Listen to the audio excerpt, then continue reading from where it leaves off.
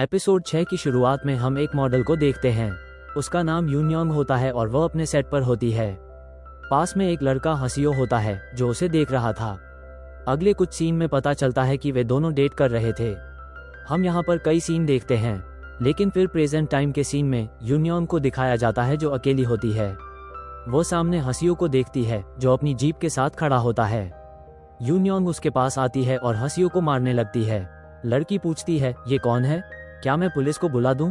लेकिन हसियो कहता है, रहने दो। वह यूनयोंग को रोकता है और वहां से चला जाता है। अगले सीन में यूनयोंग यूलिम लॉ फर्म में आती है। वह ह्यूमन से बात करती है और बताती है कि मैं अपने बॉयफ्रेंड से बहुत प्यार करती थी, लेकिन हमारा ब्रेकअप हो गया। मैं उस पर केस करना चाहती हूँ। ह्यूमन कहती है, ब्रेकअप तो होते रहते हैं, इसमें कोई लीगल केस नहीं बन सकता। लेकिन फिर यूनयोंग अपनी बॉडी पर निशान दिखाती है जो कि किलोइड्स होते हैं और बताती है, ये मेरे बॉयफ्रेंड ने मुझ पर किए हैं, मुझे उस पर केस करना है। अगले सीन में यूनयोंग अपने इलाज के लिए डॉक्टर के पास जाती है। डॉक्टर कहती है, तुम्हारी स्किन सेंसिटिव है, हम इन किलोइड्स को जड़ से नहीं मिटा सकते। लेकिन यूनयोंग कहती है, मैं एक मॉडल हूँ, मुझे इन्हें मिटाना ही होगा। क्या कोई रास्ता नहीं है? अगले सीन में एपिसोड 5 के लास्ट वाले सीन को दिखाया जाता है। शकचोल बता चुका था कि वह रिटायर होने वाला है और यहाँ एक नई मैनेजिंग पार्टनर आने वाली है जो कि नान होगी। बाद में नान आती है। शकचोल बताता है कि इसका इनॉग्रेशन जल्दी होने वाला है, लेकिन ताई इन सब से खुश नहीं होता। वो अपने पिता से बात करता है और पूछता है, ये सब क्या है? आपने यून के मेंटर को यहाँ क्यों बुला लिया? हमने काफी मेहनत से उसे यहाँ से निकाला था, लेकिन आप उसे फिर से लेकर आ गए। पहले मुझसे इस बारे में पूछना चाहिए था। लेकिन शकचोल कहता है, अगर जहाज डूब रहा हो तो क्या तुम उसके साथ डूबोगे? ये सिर्फ हमारे वेपन हैं और हम इनका ही इस्तेमाल कर रहे हैं। बाद में प्लानिंग बताता है कि हम यहाँ क्या करने वाले हैं। ताई उसकी बातों को सुनकर शांत हो जाता है। अगले सीन में ह्यूमन को दिखाया जाता है जो अपने कोलीग से बात करती है। वो उन्हें यूनयोंग के केस के बारे में बता देती है। सभी लोग इस पर चर्चा कर रहे होते हैं कि उसकी बॉडी पर निशान कैसे आए। क्या उसके बॉयफ्रेंड ने उसे सच में चोट पहुंचाई थी? काफी सोचने के बाद हन कहती है कि शायद ये प्यार जैसा मामला है, क्योंकि यूनयोंग ने कहा था कि वह अपने बॉयफ्रेंड से बहुत प्यार करती थी। बाकियों को लगता है कि ऐसा मुमकिन नहीं हो सकता, लेकिन जिनगुक कहता है कि यह पॉसिबल है। वो बताता है, जब मैं स्टडी करता था मैं एक लड़की को डेट करना चाहता था। उसने एक दिन पानी के गिलास में अपनी लार मिक्स कर दी और मुझे पीने के लिए कहा। सब उससे पूछते हैं, फिर तुमने क्या किया? क्या तुमने पी लिया? गुगा हाँ में जवाब देता है और कहता है, हाँ मैंने पी लिया, क्योंकि मैं उससे प्यार करता था। प्यार अंधा होता है, उसमें हम कुछ भी कर सकते हैं। सेकुन ह्यूमन की बात मानता है और कहता है कि ऐसा सच में पॉसिबल हो सकता है। अगले सीन में मिनजोंग को दिखाया जाता है जो अपने लिए कॉफी बना रही होती है और उसे याद आता है कि जो लड़की उसके पास आई थी उसने क्या कहा था। असल में वो लड़की उसके पति की मिस्ट्रेस होती है। वो मिनजोंग से कहती है, मैं उसे डोज देना चाहती हूँ और तुम मेरी ओर से केस लड़ो। लेकिन मिनजोंग साफ मना कर देती है और कहती है, मैं ऐसा नहीं करूंगी और आगे से यहाँ मत आना। इसके बाद मिनजोंग 7 साल पुराने सीन को याद करती है। उस वक्त वो काफी मोटी होती है और लगातार खाना खाती रहती है। उसकी फैमिली उसके पास आती है और उसे डांटती है क्योंकि वो कोई काम नहीं करती थी, वो सिर्फ खाती रहती है। हम यहाँ उसकी एक बेटी को भी देखते हैं। अगले सीन में उसका पति उससे बात करता है और कहता है, चलो डिवोर्स ले लेते हैं। लेकिन मिनजोंग मना कर देती है और कहती है, सोयोन का क्या होगा? तभी उसकी बेटी सोयोन आती है और कहती है, मुझे बहाने के रूप में यूज मत करो, जल्दी से डिवोर्स ले लो। प्रेजेंट में मिनजोंग ये सब सोच रही होती है। तभी उसके पास जीनू आता है और कहता है, मैं कब से तुम्हें पुकार रहा हूँ, तुम्हारा ध्यान कहाँ है? नान का इनॉग्रेशन होने वाला है, चलो चलते हैं। अगले सीन में नान को दिखाया जाता है। सभी लॉयर वहाँ मौजूद होते हैं। नान एक स्पीच देती है और सभी को बताती है कि यहाँ काम कैसे करना चाहिए। सेओक यून नान के पास आता है और कहता है, अगर आपको कुछ भी चाहिए तो मुझे बता देना। सामने ताई सब खड़ा होता है। वो नान से कहता है, आपका स्पीच बहुत अच्छा था। नान कहती है, क्या ये सच में तुम्हारी राय है? पास्ट में मैंने तुमसे बहुत कुछ सीखा है, मैं जल्दी ही उसका भुगतान करूंगी। ताई सब हंसकर कह देता है, ठीक है, और वहां से चला जाता है। इसके बाद पास्ट के सीन को दिखाया जाता है। एक केस को लेकर सभी आर्ग्यूमेंट कर रहे थे।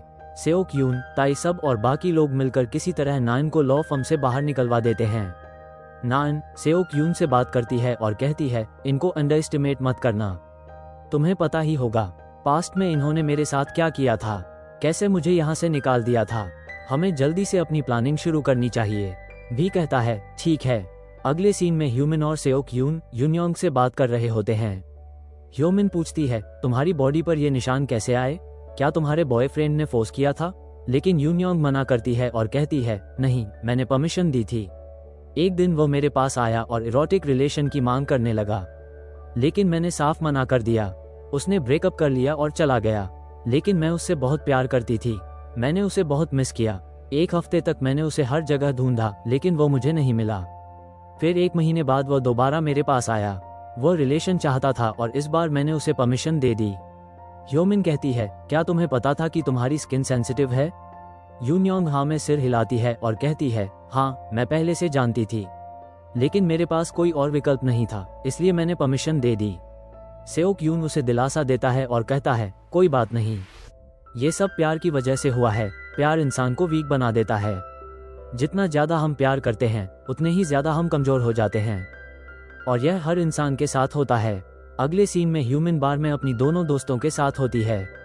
दोनों लड़कियां वहां हंसियों को देखती हैं, जो कई लड़कियों के साथ बैठा होता है। फिर मजाक में कहती हैं, ये तुम्हारे टाइप का है। ह्यूमिन उसे देखकर कहती है, नहीं, बिल्कुल नहीं। वो ड्रिंक लेने जाती है, लेकिन वापस आते समय सामने से हंसियों से टकरा जाती है। ह्यूमिन सॉरी कहकर जाने लगती है, लेकिन हंसियों कहता है, तुम्हारा ड्रिंक मैंने गिरा दिया, मैं तुम्हारे लिए नया खरीद देता हूँ।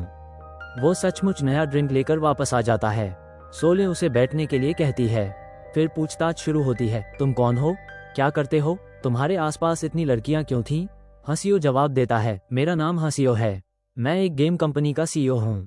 ह्यूमिन ये सुनकर वही सीन याद करती है जब यून्योंग ने उसे बताया था कि उसका बॉयफ्रेंड कौन है और कहाँ काम करता है। हंसियो फिर ह्यूमिन से पूछता है, और तुम कौन हो? कहाँ काम करती हो? दोनों लड़कियां अपने बारे में बता देती हैं।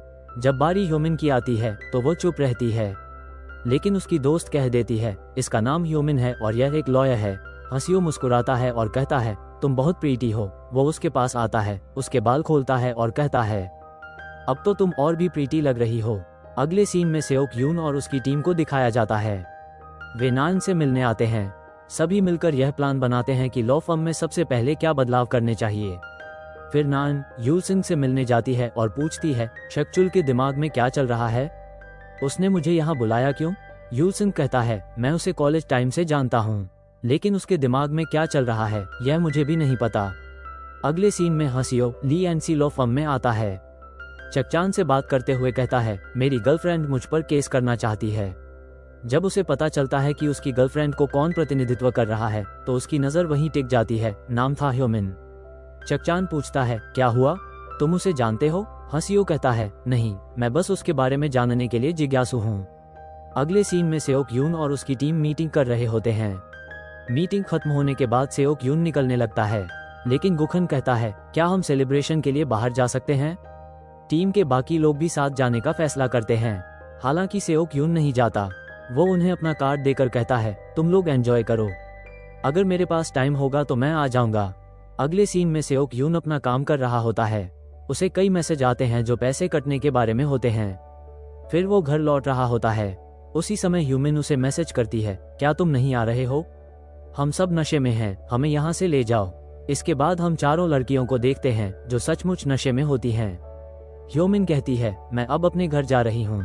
वो सड़क किनारे पहुँचती है, लेकिन तभी सेओक यून कार लेकर आ जाता है और पूछता है, क्या तुम घर जा रही हो? चलो, मैं तुम्हें छोड़ देता हूँ। ह्यूमिन उसकी कार में बैठ जाती है। वो उसे पानी देता है, लेकिन पानी उस पर गिर जाता है।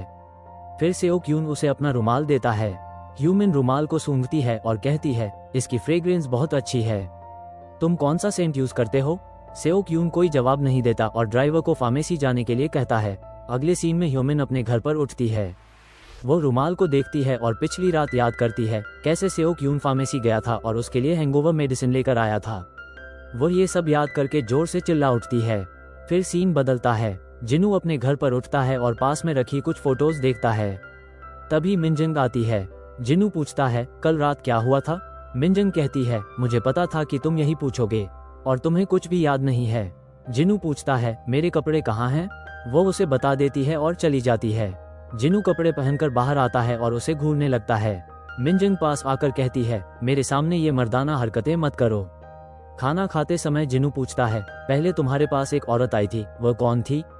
मिनजंग जवाब देती है, वह मेरे पति की मिस्ट्रेस थी। जिनू हैरान होकर पूछता है, क्या तुम मैरिड हो? मिनजंग कहती है, अभी नहीं, पहले थी। वह औरत मेरे पति से तलाक चाहती थी, इसलिए मेरे पास आई थी, लेकिन मेरा तलाक तो पहले ही हो चुका था। फिर जिनू पूछता है, अंदर जो मोटी लड़की की फोटो है वह कौन है? मिनजंग कहती है, वो मैं ही हूँ, 7 साल पहले की बात है, मेरी एक बेटी भी है। जिनू चौंक कर कहता है, तुम मुझे एक के बाद एक शौक दे रही हो। मिनजंग जवाब देती है, लेकिन इतना हैरान क्यों हो रहे हो? क्या तुम्हारे मन में मेरे लिए फीलिंग्स हैं? जिनू कहता है, हम 3 साल से साथ हैं, मुझे लगा कि मैं तुम्हारे बारे में सब कुछ जानता हूँ। मिनजंग कहती है, हाँ तुम सब जानते हो सिवाय मेरे पास्ट के, क्योंकि मैंने कभी उसका जिक्र नहीं किया। अगले सीन में ली एंड सी लॉ फर्म के लोग यूलिम लॉ फर्म में आते हैं और बातचीत करते हैं। तभी वहाँ हसियो भी आ जाता है और ह्यूमिन को देखता है। सेओक यून बता देता है, तुम्हारे क्लाइंट ने यूनियन के साथ क्या किया था। हसियो कन्फेस करता है और कहता है, मुझे इरोटिक चीजें पसंद हैं, लेकिन मुझे यह नहीं पता था कि उसकी स्किन इतनी सेंसिटिव है। अयुमी उनसे पूछती है कि क्या तुमने ये स्टेटमेंट तैयार किया है? वो भी हाँ में जवाब देती है। हसियो कहता है कि मैं इससे अकेले में बात करना चाहता हूँ। सब लोग उसे देख रहे थे। हसियो कहता है, मैं इसे चोट नहीं पहुंचाऊंगा, तुम सब बाहर जाओ। और फिर सब बाहर चले जाते हैं।